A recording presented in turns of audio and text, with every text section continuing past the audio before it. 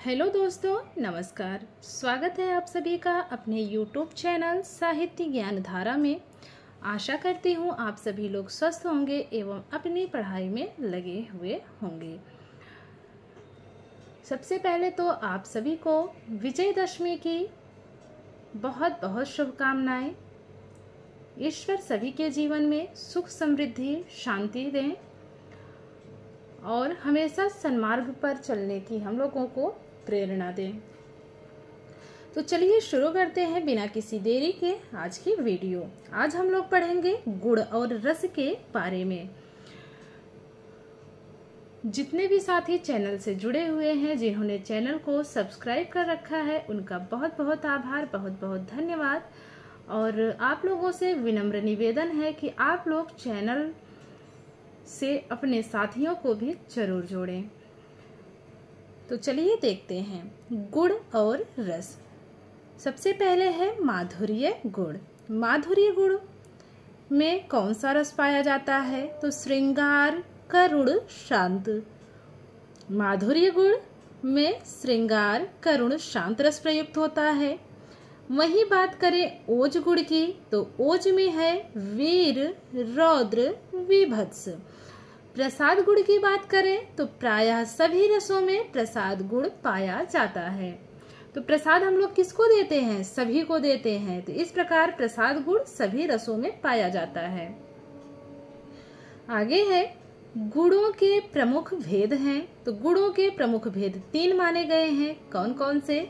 माधुर्य, ओज और प्रसाद। वैदर्भी रीति में किस गुड़ का समावेश रहता है? माधुर्य गुड़ का रहता है। गौड़ी रीति में किस गुड़ का समावेश रहता है? तो ओज गुड़ का रहता है।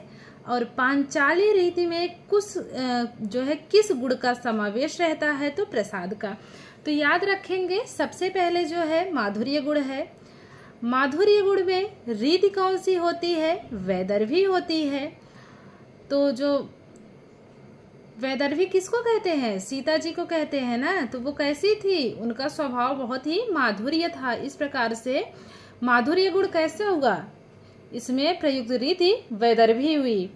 और बात करें अगर रसों की, तो इसमें श्रृंगार करुण और शांत रस पाया जाता है। वहीं बात करें ओज गुड़ की, तो ओज गुड़ में गौड़ी रीत पाई जाती है। अभी यहाँ पे हम लोगों ने पढ़ा रस के बारे में, यहाँ पर दी गई है रीति के बारे में। तो तीनों हम लोग एक साथ पढ़ेंगे। माधुर्य गुण, वैदर्भी रीति, श्रृंगार करुण शांत रस। बात करेंगे ओज गुण, तो ओज गुण में गौड़ी रीति का प्रयोग है। वीर रौद्र विभत्स रस प्रयुक्त हुआ है। वही बात करें पांचाली रीति की, तो इसमें प्रसाद गुण पाया जाता है और प्रायः सभी रस विद्यमान रहते हैं। आगे देखेंगे वृत्ति का सर्वप्रथम वर्णन किस ग्रंथ में मिलता है? तो नाट्य शास्त्र में मिलता है। वृत्ति का सर्वप्रथम वर्णन किस ग्रंथ में मिलता है? तो वो मिलता है नाट्य शास्त्र में। ध्यान रखेंगे। आगे देखेंगे भारतीय काव्य शास्त्र में कितनी काव्य वृत्तियां पाई जाती हैं? 3 पाई जाती हैं। कौन कौन सी? उपनागरिका, परुषा और कोमल। भारतीय काव्य शास्त्र में कितनी नाट्य वृत्तियां पाई जाती हैं? 4 पाई गई हैं। भारती, सातपती, कैशिकी और आर्यभट्टी। तो गुण कितने पाए जाते हैं? भारतीय काव्य शास्त्र में 3 गुण पाए जाते हैं। और कितनी काव्य वृत्तियां पाई जाती हैं? तो 3 पाई जाती हैं। उपनागरिका, परुषा, कोमल। और वही बात की जाए नाट्य वृत्तियों की, तो 4 नाट्य वृत्तियां भारतीय काव्य शास्त्र में पाई जाती हैं। अब देखेंगे वृत्ति और गुण। उपनागरिका वृत्ति में कौन सी गुण होती है? माधुर्य गुण रहता है। परुषा में ओज गुण रहता है। कोमला में प्रसाद गुण रहता है। तो इसको कैसे देखेंगे? परुषा वृत्ति है, गुण कौन सा है? ओज है। पुरुषों में क्या होता है? ओज होता है ना। कहते हैं कि इस व्यक्ति में तो बहुत ओज है, इसका चेहरा कैसा है? बहुत ही ओजपूर्ण है। तो परुषा वृत्ति में ओज गुण विद्यमान है। कोमलावृत्ति की बात करें तो प्रसाद गुण है। जब हम किसी कोमल हृदय वाली स्त्री को देखते हैं तो कहते हैं कि भगवान ने इनको प्रसाद के रूप में बहुत ही कोमल हृदय दिया है। क्या दिया है? बहुत ही कोमल हृदय दिया है। तो जो कोमलावृत्ति है वो किस गुण में रहता है, मतलब इसमें कौन सा गुण विद्यमान रहता है? तो प्रसाद गुण विद्यमान रहता है। चलिए आगे देखेंगे। आगे क्या है? वृत्ति और रस। वृत्ति और रस सबसे पहले है उपनागरिका। उपनागरिका में श्रृंगार हास्य करुण रस पाया जाता है। परुषा में वीर रौद्र भयानक रस पाया जाता है। और कोमला जैसा कि नाम से स्पष्ट है, इसमें शांत अद्भुत और विभत्स रस पाया जाता है। चलिए आगे देखते हैं। श्रृंगार रस में कौन सी रीति प्रयुक्त होती है? वैदर्भी रीति। रौद्र वीर भयानक रसों में कौन सी रीति प्रयुक्त होती है? गौड़ी रीति। सर्वप्रथम दोष की परिभाषा किस आचार्य ने प्रस्तुत की थी? तो वामन ने की थी। आगे देखेंगे। गुण विपर्यया आत्मनो दोषाः। गुण देखेंगे फिर से। गुण विपर्यात्मनो दोषाः अर्थात गुण का विपर्य दोष है। यह परिभाषा किस आचार्य ने दिया है? तो ये कहने वाले हैं आचार्य वामन। आगे देखेंगे। उद्वेग जनको दोषः अर्थात काव्य स्वाद में उद्वेग पैदा करने वाला तत्व द्वेष है। यह कथन किसका है? तो यह कथन है अग्नि पुराण का। तो उद्वेग को क्या करेंगे? उत्तेज करेंगे। तो अग्नि कैसी होती है? बहुत ही ज्यादा उत्तेजित करने वाली होती है ना। कहते हैं कि भैया बहुत ही उत्तेजना के साथ जल रही है। तो अग्नि पुराण का ये कथन है, ध्यान रखेंगे। आगे देखेंगे। रसाप कर्ष का दोषास्ते पुनः पंचधा मताः पदे ततंशे वाक्यर्थम संभवन्ति रसे अपि यत् अर्थात मूला रूप में रस और गौड़ रूप में शब्द अर्थ के अपकर्ष द्वारा काव्य का अपकार वाले तत्व दोष कहलाते हैं। यह कथन किसका है? विश्वनाथ जी का है। इसको पुनः देखेंगे। रसापकर्ष का दोषास्ते पुनः पंचधा मताः पदे ततंशे वाक्यार्थम संभवन्ति रसे अपि यत् अर्थात मूला रूप में रस और गौड़ रूप में शब्द अर्थ के अपकर्ष द्वारा काव्य का अपकार वाले तत्व दोष कहलाते हैं। कथन किसका है? तो ये कथन है विश्वनाथ जी का। तो यहाँ पे क्या दिया है? पंचधा मतः, पंचधा मताः। तो ये विश्व मतलब किससे बना है? पंच तत्वों से। इंसान का जो रूप है, जीव कितने तत्वों से बना है?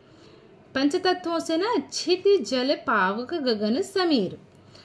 तो इसको ऐसे करेंगे, पंच तत्व से कनेक्ट करेंगे तो पूरा विश्व कैसे बना है? पंच तत्वों से बना है। आगे बात करेंगे।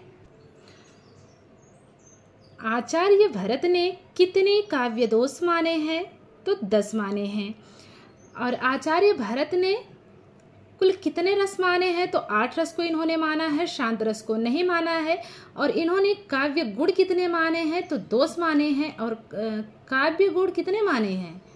10 माने हैं। और काव्य दोष भी इन्होंने कितने माने हैं? 10 माने हैं। तो गुण और दोष इन्होंने 10-10 करके माने हैं। और जहां बात दोनों की है, गुण दोष मिला करके कितने काव्य गुण और कितने काव्य दोष को माने हैं? तो कुल मिलाकर 20 माने हैं। और अलग अलग पूछेगा तो 10 दोष इन्होंने माने हैं और 10 गुण माने हैं। तो चलिए ये कौन कौन से दोष हैं? गूढ़ार्थ, अर्थांतर, अर्थहीन, भिन्नार्थ, एकार्थ, अभित प्लुतार्थ, न्यायाचेत, विसंधि विषम और शब्द च्युत। आगे है, कौन सा अलंकार गुजरात देश के निवासियों को बहुत प्रिय था, जो उन्हीं के नाम पर उस अलंकार का नाम पड़ा? तो है लाटानुप्रास। गुजरात प्रांत के लोग को कौन सा प्रिय था? क्या जो है प्रिय था, कौन सा अलंकार था? तो वो था लाटानुप्रास, अर्थात लाट का अर्थ गुजरात है। गुजरात का प्राचीन नाम लाट है। तो लाटानुप्रास जो है गुजरात निवासियों का सर्वप्रिय अलंकार माना जाता है। चलिए आगे देखेंगे। दंडी ने कितने काव्य दोषों का वर्णन किया है? तो 10 का किया है। वामन ने कितने दोषों का वर्णन किया है? 20 का किया है। विश्वनाथ ने कितने दोषों का वर्णन किया है? तो 70 दोषों का इन्होंने वर्णन किया है। आगे देखेंगे। काव्य दोषों का सर्वप्रथम निरूपण किस ग्रंथ में मिलता है? तो वो मिलता है भरतकृत नाट्य शास्त्र में। आगे है, काव्य दोष कितने प्रकार के होते हैं? 5 प्रकार के होते हैं। कौन कौन से? पद दोष, पदांश दोष, वाक्य दोष, अर्थ दोष और रस दोष। अब बात करते हैं काव्य दोष मम्मट के अनुसार। सबसे पहले है पद दोष। इन्होंने पद दोष की संख्या 16 मानी है। किसने? मम्मट ने। बात करें पदांश दोष की, तो मम्मट ने 22 पदांश दोष माने हैं। मम्मट ने पद दोष, पदांश दोष, वाक्य दोष को शब्द दोष के अंतर्गत माना है और 3 दोषों शब्द दोष, अर्थ दोष, रस दोष का उल्लेख किया है। और इन्होंने अर्थ दोष कितने माने हैं? 23 माने हैं और रस दोष इन्होंने 15 माने हैं। तो कुल मिलाकर इन्होंने 76 दोष माने हैं। फिर से देखेंगे। पद दोष मम्मट ने 16 माने हैं, पदांश दोष इन्होंने 22 माने हैं, अर्थ दोष 23 माने हैं, रस दोष 15 माने हैं। इस प्रकार 16 + 22 + 23 + 15 और इस प्रकार कुल मिलाकर 76 दोषों का इन्होंने वर्णन किया है। किसने? मम्मट ने। अब बात करते हैं नाट्यवृत्ति और रस की। आगे देखेंगे। नाट्यवृत्ति भारती में कौन सा रस है? करुण एवं अद्भुत रस है। बात करेंगे सात्वती की, तो इसमें वीर, अद्भुत, रौद्र रस पाया जाता है। करुण श्रृंगार भी पाया जाता है लेकिन अल्प मात्रा में। आगे है कैशिकी।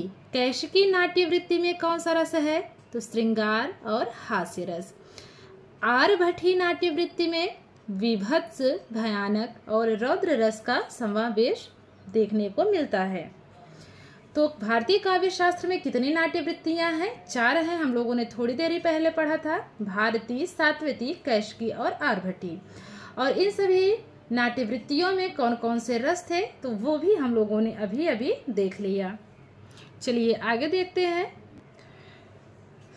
देखेंगे नायक नायिका भेद का सर्वप्रथम निरूपण किस ग्रंथ में हुआ?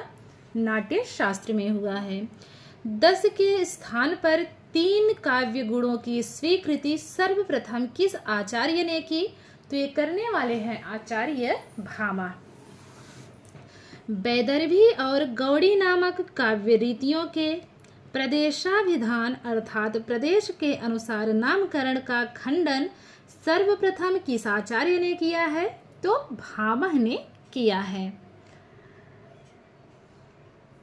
तो यहाँ पे बात किसकी आई है? खंडन की आई है। और यहाँ पे क्या आया है? भामह। तो भामह को क्या करेंगे? भाभी माँ। ऐसे लगता है ना, भामा भाभी माँ कहीं कहीं बोलते हैं ना। तो बातों का खंडन कौन करता है? भाभी माँ करती हैं अक्सर ना। तो इसको यहाँ से कनेक्ट कर लेंगे। खंडन कौन किया है? भामा ने किया है। आगे देखेंगे। काव्यादर्श, दश कुमार चरित और अवंती सुंदरी कथा नामक ग्रंथों के रचयिता कौन हैं? तो दंडी जी हैं। काव्यादर्श, दश कुमार चरित और अवंती सुंदरी कथा नामक ग्रंथों के रचयिता दंडी हैं। ध्यान रखेंगे इस बात का। आगे है काव्यालंकार सार संग्रह, भामा विवरण। भामा के ग्रंथ काव्यालंकार की टीका कुमार संभव के रचयिता कौन है? तो ये है उद्भट। आगे है उद्भट कृत काव्यालंकार सार संग्रह की टीकाएं हैं। राजानक तिलक कृत उद्भट विवेक, प्रतिहारेंदु राजकृत लघु वृत्ति। तो ये काव्यालंकार सार संग्रह की 2 टीकाएं हैं और काव्यालंकार सार संग्रह है किसका? उद्भट का है। और इनकी रचना जो है काव्यालंकार सार संग्रह की जो टीकाएं दोनों थी किसकी थी फिर से देखेंगे। एक तो थी राजानक तिलक कृत उद्भट विवेक और दूसरी थी प्रतिहारेंदु राजकृत लघु वृत्ति। चलिए इसके आगे देखेंगे। रस को कांति नामक गुण से किस आचार्य ने अभिहित किया? तो ये करने वाले हैं आचार्य वामन। सर्वप्रथम किस आचार्य ने वक्रोक्ति को सादृश्य मूलक लक्षणा मानकर इसे अर्थालंकारों में स्थान दिया है? तो वामन ने दिया है। काव्यालंकार सूत्रवृत्ति हिंदी भाष्य की विस्तृत भूमिका किसने लिखी है? डॉक्टर नगेंद्र ने लिखी है। इम्पॉर्टेंट है या यूं कह सकते हैं कि मोस्ट इम्पॉर्टेंट है, ध्यान रखेंगे। आगे है काव्यालंकार सूत्रवृत्ति का हिंदी भाष्य किसने लिखा? आचार्य विश्वेश्वर ने लिखा है। किस आचार्य ने समग्र अर्थालंकारों का उपमा का प्रपंच माना है? तो ये मानने वाले हैं वामन। नायिका के प्रसिद्ध 3 भेद स्वकीया, परकीया और सामान्य का उल्लेख सर्वप्रथम किस आचार्य ने किया है? रुद्रट ने किया है। प्रेयान नामक नवीन रस की उद्भावना किस आचार्य ने की है? तो ये करने वाले हैं रुद्रट। ध्वन्यालोक का हिंदी भाष्य किसने लिखा है? आचार्य विश्वेश्वर ने लिखा है। आगे देखेंगे ध्वन्यालोक की टीका लोचन की हिंदी व्याख्या किसने की है? तो डॉक्टर राम सागर त्रिपाठी ने किया है। आगे है अभिनव गुप्त की नाट्यशास्त्र पर टीका अभिनव भारती का हिंदी भाष्य किसने लिखा है? तो आचार्य विश्वेश्वर ने लिखा है। आगे है काव्य मीमांसा नामक ग्रंथ के रचयिता कौन है? राजशेखर हैं। तंत्रालोक नामक ग्रंथ के रचयिता अभिनव गुप्त हैं। आगे देखेंगे धनंजय के ग्रंथ दश रूपक पर अवलोक नामक टीका किसने लिखी है? तो धनिक ने लिखी है। धनंजय और धनिक दोनों भाई थे और अलग अलग थे, ऐसे पढ़ने से लगता है धनंजय धनिक एक ही हैं। आगे है कुंतक के ग्रंथ वक्रोक्ति जीवित का हिंदी भाष्य किसने किया था? उसकी विस्तृत भूमिका किसने लिखी थी? तो क्रमशः आचार्य विश्वेश्वर और डॉक्टर नगेंद्र ने। तो पहले आचार्य विश्वेश्वर ने लिखी थी, उसके बाद डॉक्टर नगेंद्र ने लिखी थी। आगे बात करेंगे औचित्य विचार चर्चा सुवृत तिलक कवि कंठाभरण के रचयिता हैं क्षेमेंद्र हैं। जो क्षमा करने में क्या है? क्षमा करना ही उचित है। आगे है किस काव्य शास्त्रीय ग्रंथ की संस्कृत में 70 से अधिक टीकाएं लिखी गई? तो मम्मट कृत काव्य प्रकाश। जो मम्मट कृत काव्य प्रकाश थी उस पर 70 से अधिक टीकाएं लिखी गई। आगे देखेंगे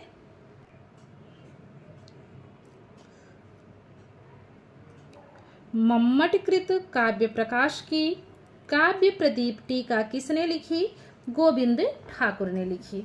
तो टीका किसको लगाते हैं? टीका हम लोग गोविंद को लगाते हैं। काव्य प्रदीप, तो यहाँ पे क्या है? काव्य प्रदीप टीका ना। तो प्रदीप किसके सामने जलाते हैं हम लोग? दीपक किसके सामने जलाते हैं? गोविंद के सामने ना। पहले उनको टीका करते हैं, फिर क्या जलाते हैं? दिया जलाते हैं, प्रदीप जलाते हैं। तो काव्य प्रदीप गोविंद ठाकुर का है। आगे है साहित्य दर्पण और काव्य प्रकाश दर्पण के रचयिता कौन हैं? तो विश्वनाथ हैं। तो दर्पण पूरे विश्व के लोग देखते हैं। तो साहित्य दर्पण और काव्य प्रकाश दर्पण के रचयिता विश्वनाथ जी हैं। आगे देखेंगे, साहित्य दर्पण पर विमला नामक हिंदी टीका किसने लिखा है? तो शालिग्राम शास्त्री ने लिखा है। तो आजकल गांव में लोग क्या खाते हैं? ग्राम का अर्थात गांव हुआ, तो लोग क्या खाते हैं? तमाम तरह के आते हैं ना वो मसाले, वो जो लोग खाते हैं। हालांकि खाना नहीं चाहिए, लेकिन हमको उससे क्या है, इसको कनेक्ट करने से मतलब है। तो विमला, तो विमल कहाँ लोग खाते हैं? गांव में खाते हैं। खाते तो गांव शहर दोनों में ही है, लेकिन इसको हम लोग गांव से कनेक्ट करेंगे। तो जो विमला नामक टीका है वो शालिग्राम शास्त्री की है। गांव के लोग क्या खाते हैं? विमल खाते हैं। आगे देखेंगे, शाहजहां ने किस आचार्य को पंडित राज की उपाधि प्रदान किया? तो जगन्नाथ को किया इन्होंने। जो शाहजहां थे वो पंडित राज की उपाधि उन्होंने किसको दी थी? शाहजहां ने जगन्नाथ जी को दी थी। तो याद रखेंगे, क्योंकि ये सभी प्रश्न पूछे जा सकते हैं। आगे है, अलंकार रत्नाकर नामक ग्रंथ के रचयिता कौन है? शोभाकर मित्र हैं। अलंकार रत्नाकर नामक ग्रंथ के रचयिता कौन है? तो शोभाकर मित्र हैं। तो ये बताइए आप लोग, जब कोई अलंकरण करता है, अलंकार का अर्थ ही होता है आभूषण, तो जब कोई अलंकरण करता है रत्न पहनकर, तो उसकी क्या होती है? शोभा होती है ना। तो अगर कोई अलंकरण में कोई श्रृंगार करते समय रत्न जो है धारण करता है, तो उसकी शोभा क्या होती है? बढ़ जाती है। तो इस प्रकार अलंकार रत्नाकर ये शोभाकर मित्र की है। आगे है, भाव प्रकाशन नामक ग्रंथ के रचयिता कौन है? तो शारदा तनय हैं। आगे है, एकावली नामक ग्रंथ के रचयिता कौन है? विद्याधर हैं। आगे देखेंगे, दंडी ने कितने काव्य हेतु माने हैं? दंडी ने 3 काव्य हेतु माने हैं। कौन कौन से? नैसर्गिकी प्रतिभा, निर्मल शास्त्र ज्ञान, अमंद अभियोग या फिर अभ्यास। तो अमंद अभियोग का ही दूसरा नाम अभ्यास है। अगला है, रुद्रट और कुंतक ने कितने काव्य हेतु माने हैं? तो 3 माने हैं, शक्ति, व्युत्पत्ति, अभ्यास। वामन ने कितने काव्य हेतु माने हैं? 3 माने हैं, लोक विद्या प्रकीर्ण। इन्हीं का है ना, लोको विद्या प्रकीर्णस्य। तो ये किसका है? वामन का है। आगे देखेंगे, शक्ति ही कवित्व बीज रूपा संस्कार विशेषः, अर्थात कवित्व निर्माण के बीज रूप विशिष्ट संस्कार को प्रतिभा कहते हैं। यह कथन किसका है? तो हम लोग पहले पढ़ चुके हैं, ये कथन है मम्मट का। तो जो संस्कार रूपी बीज होते हैं वो हमारे अंदर हमारी मम्मा अर्थात मम्मट से आते हैं। तो मम्मट को मम्मा बना लेंगे। तो चलिए आगे देखेंगे, सा अर्थात प्रतिभा काव्य घटनानुकूल शब्दार्थोप स्थिति ही, अर्थात काव्य की रचना के अनुकूल शब्दार्थ को प्रस्तुत कर देने की क्षमता प्रतिभा कहलाती है। यह कथन किसका है? तो कथन है जगन्नाथ का। आगे बात करेंगे, आचार्य मम्मट ने कितने दोषों का विवेचन किया है? 76 का किया है। काव्य शास्त्र में सर्वप्रथम आत्मा शब्द का प्रयोग वामन, जिसका समय है 8वीं शती, ने रीति को काव्य की आत्मा मानते हुए किया है। रीतिरात्मा काव्यस्य। तो ये किसका है? वामन का है। इसके आगे का हम लोग कल पढ़ेंगे। कल हम लोग पढ़ेंगे रीति और गुण। तो आशा करती हूँ आज की वीडियो आप लोगों को ज़रूर पसंद आएगी। जो भी साथी चैनल से नए जुड़े हैं प्लीज़ चैनल को सब्सक्राइब कर लेंगे। अगर वीडियो आप लोगों को अच्छी लगती है तो आप लोग लाइक और कमेंट ज़रूर कर दिया करिए, उससे आपका कोई नुकसान नहीं है। और हम रोज़ कहते हैं लेकिन आप लोग करते नहीं हैं। शायद वीडियो आप लोगों को पसंद नहीं आती है, क्या है तो आप लोगों को ही पता होगा। और जितने भी साथी जुड़े हैं, अगर एक एक लोगों को भी चैनल से जोड़ेंगे तो 423 लोग अभी हैं इस समय। अगर एक एक लोगों को भी आप लोग जोड़ेंगे तब भी हो जाएंगे 846। तो आप लोगों से निवेदन है कि आप लोग एक एक लोगों को जरूर जोड़िए और वीडियो को पूरा देखा करिए। तो चलिए फिर से आप लोगों को एक बार विजयदशमी की हार्दिक शुभकामनाएं, बहुत बहुत शुभकामनाएं। ईश्वर सभी के जीवन में सुख, समृद्धि और शांति दें और सबकी जो है मनोकामना पूर्ण करें। तो चलिए ठीक है, फिर मिलते हैं नेक्स्ट वीडियो में। तब तक के लिए सभी को जय श्री सीताराम, जय श्री राधे कृष्णा, नमस्कार।